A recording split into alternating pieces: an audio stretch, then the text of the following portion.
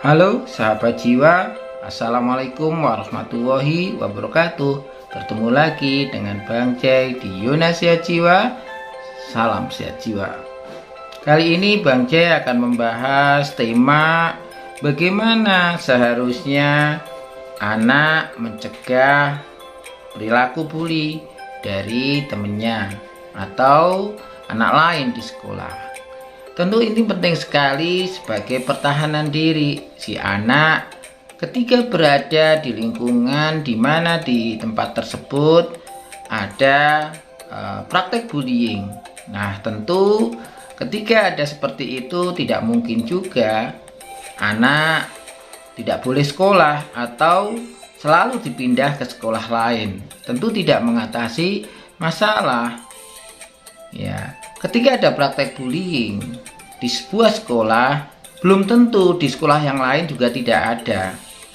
Yang justru jauh lebih penting adalah bagaimana mengajarkan anak supaya bisa melakukan pencegahan secara mandiri praktek bullying sehingga anak kita tidak sampai menjadi korban. Nah, bagaimana caranya? Ya, tentu satu, mengajarkan bagaimana anak bisa melakukan deteksi dini. Yang kedua, bagaimana anak bisa melawan dengan baik praktek bullying itu. Nah, yang ketiga, tentu anak diharapkan mampu memberikan bantuan atau dukungan temannya yang menerima praktek bullying. Nah, tentu secara gamblang, secara jelas akan Bang Jai bahas di sini. Maka jangan lupa tonton sampai habis, jangan di skip. Nah, berikan like, komentar, serta share ketika ada manfaat untuk orang lain. Nah, jangan lupa silahkan subscribe yang belum subscribe. Siapa yang ingin anaknya menjadi korban bullying? Tentu ayah bunda tidak ingin itu terjadi pada anaknya, bukan? Sebenarnya bullying ini bisa saja dicegah. Artinya bisa diantisipasi. Kalaupun anak sudah mengalami perilaku bullying dari teman-temannya di sekolah, ya, perilaku bullying ini tidak akan terulang lagi atau tidak akan menjadi korban lagi. Tentu ayah bunda harus melakukan usaha untuk mencegahnya. Mulai dari bagaimana mengenali apakah anak kita, anak bunda, anak ayah itu benar-benar aman dan nyaman berada di sekolah atau di lingkungan sekitar tempat tinggal. Jangan-jangan mengalami pengalaman yang tidak menyenangkan dari teman-temannya, alias ternyata korban bully. Dan jangan berpikir bahwa bullying ini hanya terjadi secara verbal atau secara langsung, mungkin dipukul, ditendang, atau dicelakai, atau mungkin didorong. Bisa jadi tindakan bullying ini berupa verbal, ejekan, hinaan, makian, dikata-katain dengan istilah yang jelek, dikatakan pendek, hitam, bodoh, dan sebagainya. Tetapi bisa saja tindakan bullying ini justru di media sosial, di WhatsApp, atau medsosnya anak kita. Bisa saja mengalami ancaman, mengalami intimidasi, yang tentu anak merasa terancam. Nah, ini yang dinamakan cyberbullying. Tentu apapun itu bentuknya, orang tua harus antisipasi, jangan sampai perilaku bullying ini menjadi semakin parah. Apakah itu bentuk bullying itu secara fisik maupun secara verbal atau melalui medsos, sama-sama berbahaya bagi kesehatan mental anak kita. bagi kejiwaan anak kita, maka perlu dilakukan upaya untuk mencegah kembali terjadinya bullying pada anak-anak ayah bunda. Tentu pencegahan ini sebenarnya bisa saja dilakukan oleh keluarga, sekolah, bahkan masyarakat. Tetapi mengajak anak untuk mencegah bully itu juga sangat jauh lebih penting karena anak terlibat langsung. Nah, bagaimana cara mengajak anak mencegah bully? Tentu diawali dari bagaimana anak dilibatkan dalam penanganan bully yang selama ini dialami. Yang pertama adalah ajarkan anak cara mendeteksi secara dini adanya perilaku bullying. Nah, anak diajarkan mengenal apa saja bentuk-bentuk bullying atau perundingan yang ada. Dengan cara ini anak akan bisa mengenali apakah selama ini sudah pernah mengalami beberapa bentuk dari bullying ini. Bahkan anak akan mampu mendeteksi kondisi orang-orang yang pernah membuli temannya atau mengenali teman-temannya yang pernah dibuli karena pernah menjadi saksi atau melihat. Nah, ketika anak diajarkan cara mendeteksi dini bullying, tentu juga akan tahu dampak dari perilaku bullying ini terhadap korban apa. Bisa jadi ada temannya yang sudah mulai malas pergi ke sekolah, atau nilainya merosot, atau mungkin sudah mulai menyendiri dan tidak bersemangat ketika bermain dengan temannya yang lain, atau menjadi tidak nyaman ketika waktu istirahat sekolah tiba. Tentu anak ketika diajarkan cara melakukan deteksi dini bullying bisa mengenali apakah kondisi anak saat itu aman atau tidak, nyaman atau tidak. Yang kedua, ajarkan anak cara melawan bullying dengan benar. Seandainya anak sudah bisa mendeteksi secara dini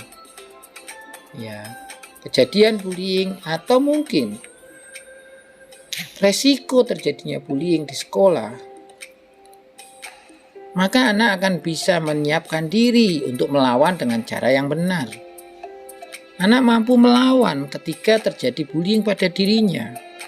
Tentu orang tua, ayah, bunda harus memberi pengetahuan dan cara untuk mampu melawan tindakan bullying. Tentu melawan bullying tidak harus dengan menyerang kembali atau melakukan hal yang sama.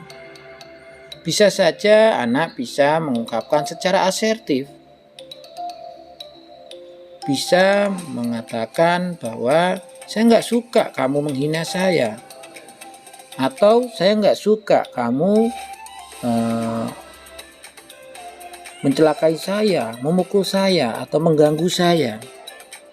Seandainya kamu diperlakukan seperti ini oleh orang lain, pasti kamu juga akan merasa nggak nyaman. Boleh nggak? Kamu jangan ganggu saya. Saya akan sangat senang dan terima kasih ketika kamu nggak mengganggu saya lagi. Itu adalah bentuk asertivitas ketika sedang diganggu orang lain. Tentu ini tidak mudah. Ini perlu dipelajari dan dilatih. Kemampuan mengungkapkan ketidaknyamanan ketika diganggu itu tidak tiba-tiba terjadi begitu saja, harus dilatih dari dini, dari awal. Keberanian untuk mengungkapkan ketidaknyamanan kepada orang lain. Nah, sambil melatih itu, ayah dan bunda bisa saja mengajarkan yang kedua. Seandainya dibully orang, apa yang kamu lakukan? Mungkin bisa menghindar atau pergi darinya. Bisa saja mencari teman baru, yang mungkin lebih baik, lebih sopan, atau pergi ke perpustakaan dengan meminjam buku, baca buku di perpustakaan.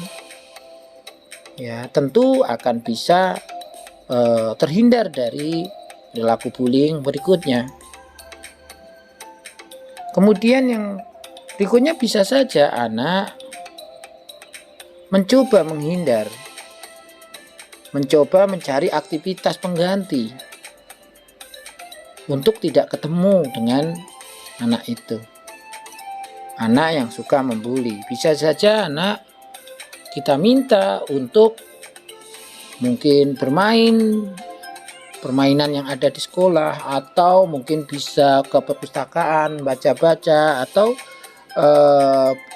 bermain dengan kelompok anak yang lain yang memang terhindar dari bullying. Nah, tentu melawan bullying ini harus dilakukan, karena kalau tidak bisa berulang lah.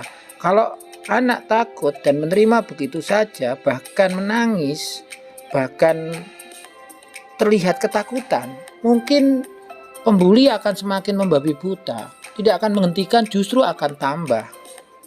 Karena dengan menangis, dengan tangisan, dengan wajah yang ketakutan, mereka akan semakin bahagia. Karena itulah yang dicari pembuli. Tidak peduli lagi apa yang dirasakan oleh yang dibuli, apa yang dirasakan oleh anak Anda, anak, ayah, dan bunda. Nah, yang ketiga adalah ajarkan anak memberi bantuan anak lain yang menjadi korban bullying. Mungkin anak mampu memberikan bantuan ketika melihat bullying terjadi. Bisa saja melerai atau mendamaikan, atau mendukung teman dengan mengembalikan kepercayaan, melaporkan ke pihak sekolah, orang tua, atau tokoh masyarakat. Mungkin saja yang dibuli ini tidak punya ide untuk menolong dirinya sendiri, dan Anda sudah memberitahu ya putra putri Anda untuk berani melawan bullying, berani menghentikan bullying. Maka berikan bantuan ketika anak lain dibully dan anak Anda menyaksikan. Dengan cara apa? Ya melerai, mendamaikan, mengajak pergi yang dibully, atau bisa membangun kepercayaan kembali bahwa tidak usah menangis, saya akan membantu, tidak akan terjadi apa-apa. Kemudian anak mengajak yang dibully itu pergi. Nah, mungkin anak Anda bisa melakukan itu, atau mengajak teman yang dibully itu melaporkan ke pihak sekolah. Ketika mengalami pengalaman bullying, ya, dan sudah diajari cara mengenali dan cara melawannya, tentu anak sudah ada pemahaman dan pengetahuan tentang melawan bullying ini dan mencegah kembali. Bahkan bisa membantu temannya untuk mencari ide, lebih baik lapor supaya perilaku bullying itu bisa dihentikan. Lapor siapa? Ya kalau kejadiannya di sekolah ya lapor guru atau pihak sekolah. Atau mungkin kalau nggak berani melapor ke pihak sekolah, bisa lapor ke orang tua. Atau jika itu terjadi di masyarakat, bisa lapor tokoh masyarakat. Itu kira-kira yang bisa Bang Jay sampaikan, semoga manfaat.